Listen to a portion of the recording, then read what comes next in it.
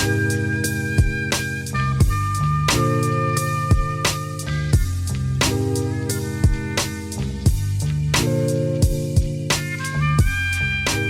up everyone? So this past Friday, I was invited by The Jump in partnership with Footaction and Jumpman to take part in a morning training session with the Jordan 32s. So what happened was we got there and there was about an hour-long training session in the Jordan 32s where we ran drills, and then we had lunch, and then there was a panel discussion where we discussed our thoughts on the Jordan 32 along with other topics related to sneaker culture.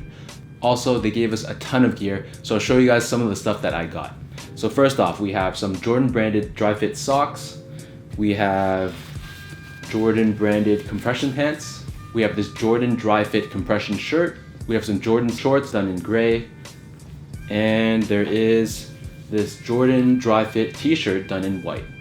And then one of my favorite things was this hoodie that they gave us. So this is a gray hoodie, and then we were able to actually customize the hoodie to include some patches or some lettering or whatever that we wanted. So for my case, I chose this black and gold 23 patch to put on my chest, and then this goat patch to put on my arm. Saving the best for last, each of us got a pair of the Jordan 12s in the Bordeaux colorway. These actually just dropped yesterday, so this was amazing. And then last but not least, and the purpose for today's video, we each got to keep the Jordan 32s that we trained in. Before we jump into the details about this shoe, just want to give you guys a quick look at the box. So here's the box. It's done in black, red, and white.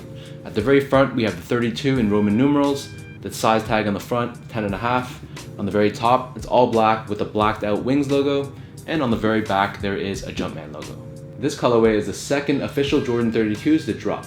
The release date on this is set for October 18th, and they retail for a price of $185 US or $245 here in Canada. The official colorway for this shoe is black and university red, but it's more commonly known as the Band 32s.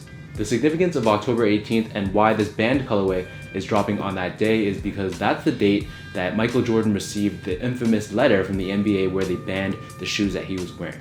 In fact, the people at Jordan Brand are officially calling October 18th Michael Jordan Day.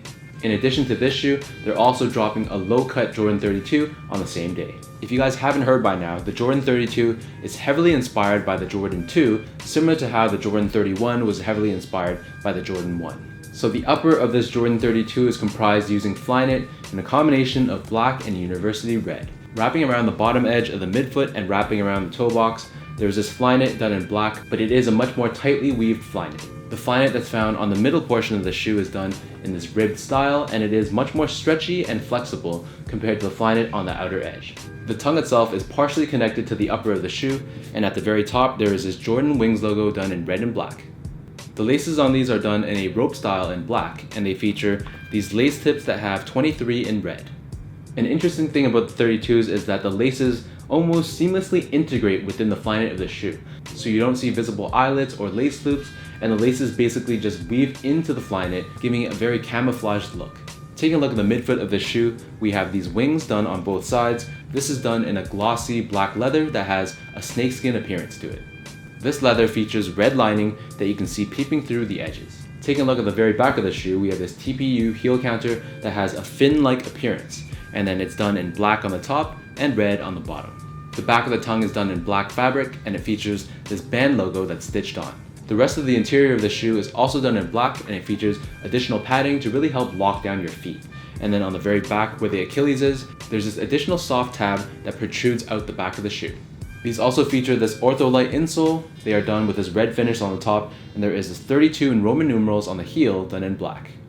The midsole on these is done in black, but they feature this gradient effect where it goes from shiny on the back heel and then it fades towards a more matte finish toward the forefoot. Found on the lateral side of the midsole, we have this red Jumpman. Taking a look at the outsole, we have this icy blue outsole that I honestly have a bit of a love-hate relationship with. There's this herringbone traction pattern running throughout. On the forefoot, we have 1018 for October 18th, which is both the release date and, as I mentioned before, MJ Day. And then there's this red Jumpman logo as well. And then in the middle, we have this carbon fiber plate. Integrated within this shoe, there's two zoom airbags. So there's one on this forefoot area and then one on the bottom heel. And then resting on top of the zoom airbags is this flight speed plate. So what this does is really helps to unlock and maximize the effectiveness and responsiveness of the zoom air. For sizing, I usually wear size 10 for Jordan Retros, but for this shoe I went with a 10.5 and it fit perfectly. These do fit quite snug and quite stiff out of the box, but even after that 1 hour training session that we had, they were already formed so well to my feet by the end of the morning. This Flyknit upper really formed well to my feet, and it really felt like it was a one-to-one custom fit. In terms of how these actually performed, I thought the lockdown on these was amazing. So this Flyknit really cradles to your feet, and this padding around the ankle area allowed me to tighten it up real nice, and I didn't feel any heel slippage or any movement within the shoe. I only have good things to say about the traction on these as well. So we were doing hard cuts left and right, and I didn't feel at any point that I was sliding or losing any control. I do have to point out though that the Jordan training facility was absolutely spotless and so clean, so I'm curious to see how these would perform on a more dusty court. In terms of negatives, I'm being really nitpicky here, but one of the things was I noticed that there's a lot of creasing on this midsole even after only 1 hour of wear. Also, as I said, I have this love-hate relationship with clear outsoles. I love when they're brand new, but I hate when they yellow. So over time, I wonder how the 32 would look with a yellowed out outsole.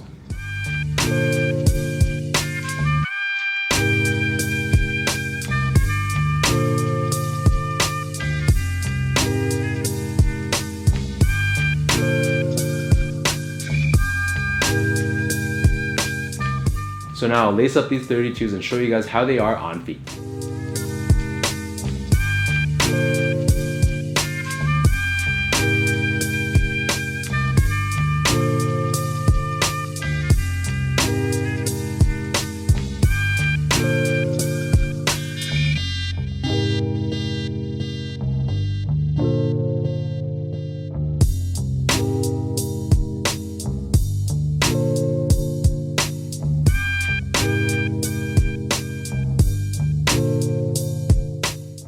So this wraps up my review of the Air Jordan 32 in the Band or Bred colorway. Let me know in the comments down below what you guys think of this model and what you guys think of this upcoming colorway, and if you guys plan to cop a pair for yourself. If you guys did enjoy this video, be sure to give me that thumbs up, hit that subscribe button, and give me a follow on all my social media accounts, which I've linked in the description down below. And last but not least, another huge thank you goes out to the Jump, Jordan Brand, and Footaction for allowing me to take part in this amazing experience. Thank you guys so much for tuning in, and I'll catch you guys in my next video.